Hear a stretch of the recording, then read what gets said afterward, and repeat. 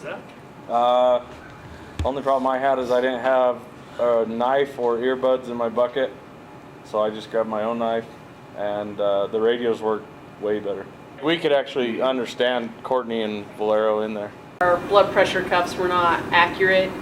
We did talk with the fire department that they would be supplying theirs, and we're not going to make an entry without additional assistance, so that was just something I observed. And I do agree with having more people on the equipment side of things to make sure that it was a little bit more speedy process. Manual blood pressure cuffs are always going to be better than the electronic, the automatic ones. And it's not that hard to teach people how to run a blood pressure cuff. Think about on the next one of these drills that you do is getting hold of Intermountain Hospital and tying the ambulance in to the training as well. Because if you have a large scale incident out here, they're going to be involved. They'll be responding out. Gives another opportunity for some additional EMS as well. And then one thing I've seen that's just something, I guess, from our side to know is your command structure is a little bit different than ours. Like for your safety person that you had titled as safety, for us that would be operations. A safety officer on our scenes, their responsibility is just to stand back and watch.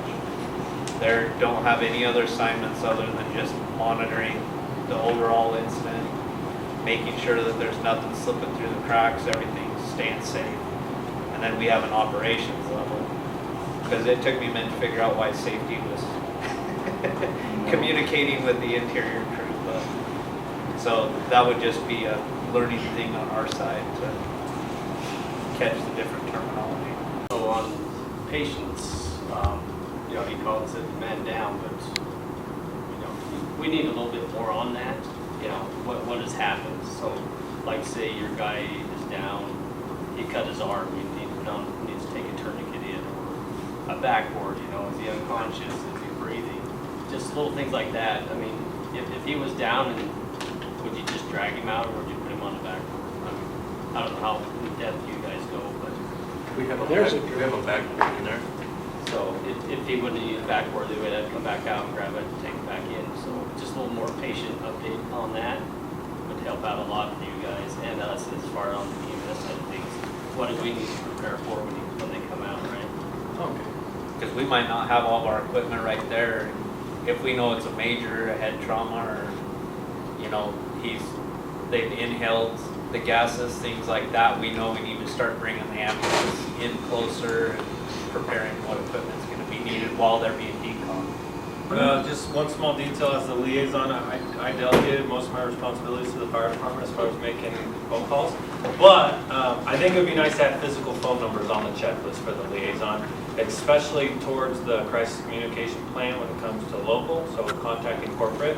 It was some of an oversight on my part of communicating to either Emily, Martin, or Brett, but if we could have their physical phone numbers on here, I think. We talked about something like that, Mark and I, yesterday, about getting like a QR code that has all of ours and those people in NRC.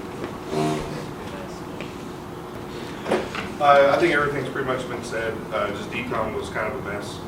If House wasn't there, I don't think anything would have got set up. I didn't know what to do, and then it took Larry pretty much had to dress me because I could barely get the suit on. And I don't mean that like jokingly. It just it wasn't good mobility in it, so I just needed assistance pretty much the entire way. And House pretty much got everything set up while I was getting dressed. So if Larry would have been there or House, it would have been a disaster. Decon never would have got set up. So. And I think we got a checklist like right at the end, which would have been helpful because I'm still pretty new to the team.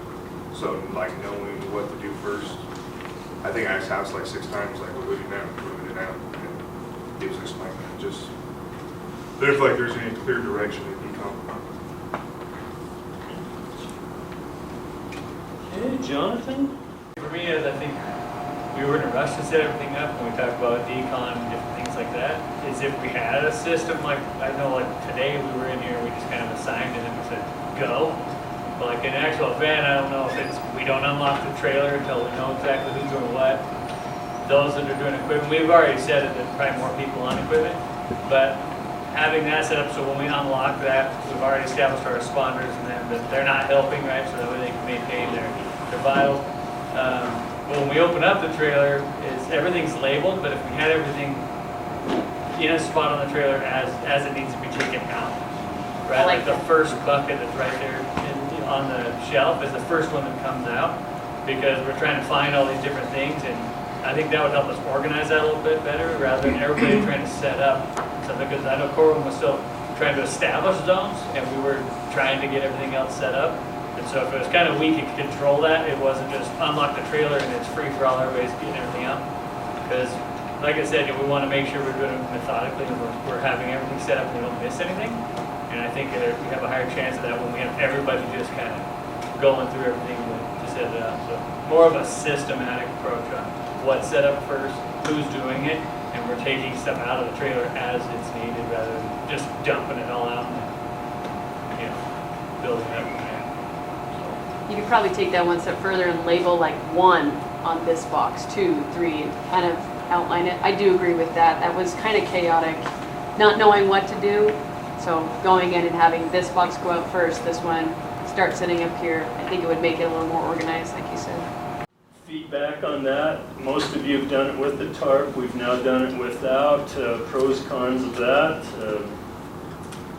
I prefer with, honestly, just to give you a systematic approach of where everything's supposed to be. Especially if you got a lot of different people doing different assignments. Like you do something all the time, you know what to do. If you get new people in, they might not know what to do. So having some kind of system like that might help them organize and help. I'm gonna go against it because we would have had to chase it down the street today. Sure. Most of us understand that you need to set up the responder zone, the medical zone and whatnot. And so if we basically get everybody in the habit of knowing what the zones are or the sections are, it should be easier to do than having to fight that tarp and then setting everything out. We were having a hard enough time getting some of the stuff to not blow away as it is. Like the suits, when nobody was wearing it, were trying to fly away. So I would say, I think, to me, it looked better without the tarp, because you just grab the equipment, set it in a line. As far as responders stuff go, it's easy for that. I don't know how. We'll beat this thing up more for sure. We gotta come up with something better though. Dave? Oh, but there's a couple things. I think because we're in warehousing, we're used to doing things as quickly as possible. Well, we know in this event, we had time, right?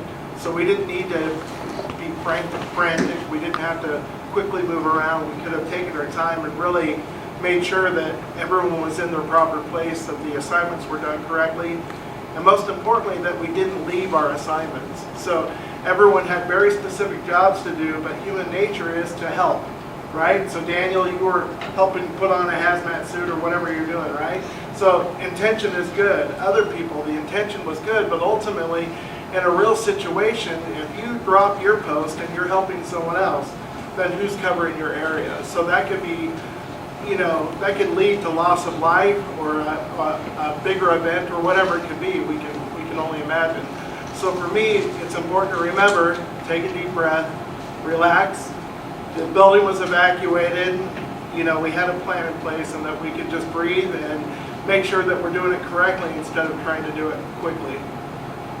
I think next time I would like, in talking with the chief, he said, normally the incident commander wouldn't be on site. He would be away from everything that was going on. I think that would really give a more accurate view of what actually happens. We'd be several feet away, and we really would have to rely on that communication more. So that would be helpful for me as an incident commander. That's all I got. My perspective, before we get to Dave, nothing new. You guys, the one thing that kind of hit me was equipment coming out of the trailer. It's still kind of hard to identify where what you wanted was. So we need to work a little more on that. And the other part is, from what I'm hearing, we could have used 6 equipment people and it might not have been enough. I'm sorry to say, during an instant, we might not get more than a total of 8 people. So kind of like what Dan and others have said, we got a lot of time, and it's going to take a lot of time because, I mean, we might only have one person dressing out responders and one person chipping away at decon. That's the reality of it unless we grow our team about double the current size. Is there any Just- reason why we can't grow the team? No, not really, except, just we got a large portion of salaried folks here. Additions are more than likely gonna be hourly, and getting those folks in the same place at the same time is not always the easiest thing in the world, but that's something we'll review, team size and that.